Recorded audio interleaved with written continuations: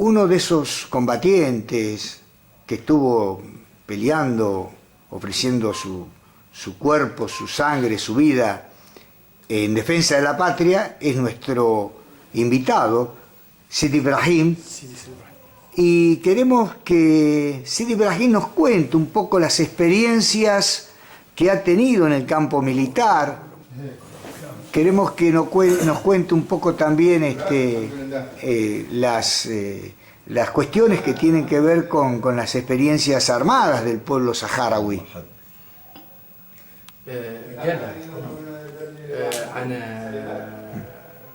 قال لك عن 50 سنة من الكفاح المسلح عن سيد إبراهيم أنه كان مقاتل المقاتلين اللي رفضوا حرب التحرير لظهورتهم وعنه يختار هو المقاتل سيدي يعطيه ملخص عن تجربته في هذه الحرب والأسباب اللي مشات لك شر الحرب وكانك قصتها مطمئن وبالنسبة لك النتيجة شنو هي أنك تعطيه ملخص عن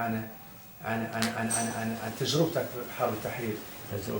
قولوا عن هذا عن تجربتي. شوف تكلم انت مع سيدي وفسر انت لا سيدي ما يسميها. قال تكلم انت مع سيدي دايركت الصوت ذاك الله يقول له ذاك الله تقول انت. قولوا عن تجربتنا فيه دخلناه ولا انا مسندمين عليه وماشيين مستقبلنا ماشي تقدم سمعت. خلصت الفيزياء ماشي خلصت الفيزياء ولا غيرنا شي يقول له عنها يصير في تجربتنا في الحرب ماشيين تقدموا فيه ما زايدين فيه ولا غيرنا شي عنه هو وليتهم ولا تراك معاه اللي نستغلوا ولا منين نستغلوا ديك الساعه حدنا قدوا تكلموا مع حد ولا هيتوا معاه لا صيفنا دي تجربتنا فيهم اللي حامدينها ومتموقين بها ما غيرنا شي عنده.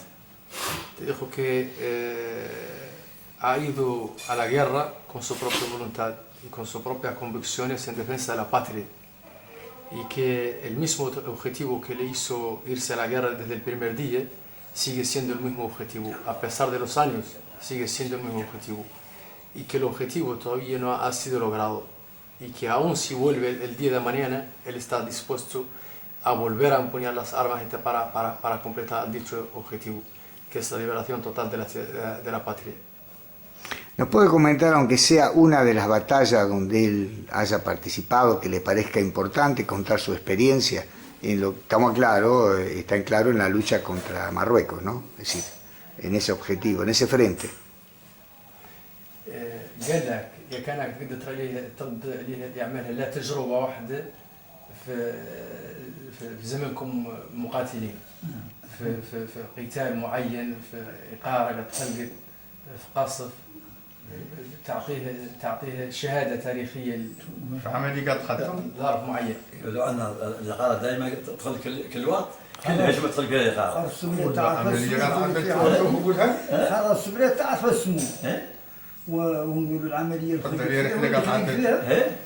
خلق العملية تقولوا عندنا عملية في جلت اسمع قبل الفجر احنا نقارب وتخربنا فيها وهيشنا فيها 12 طيارة طيحنا فيه المعتية ونزفوا عندنا نقارب فهمت احنا لابسين بين احنا المعتية هاي واحدة ثانية عندنا في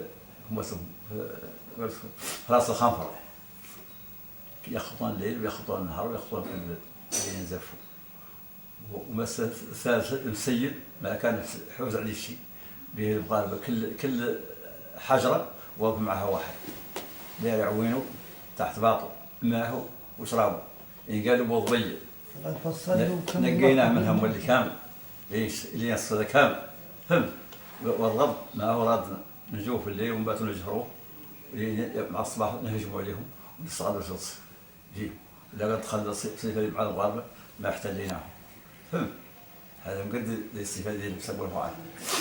Te cuenta su experiencia en la batalla de Guilta en el año 81, que fue una de las batallas más importantes que tuvo el Ejército de Liberación, que fue una de las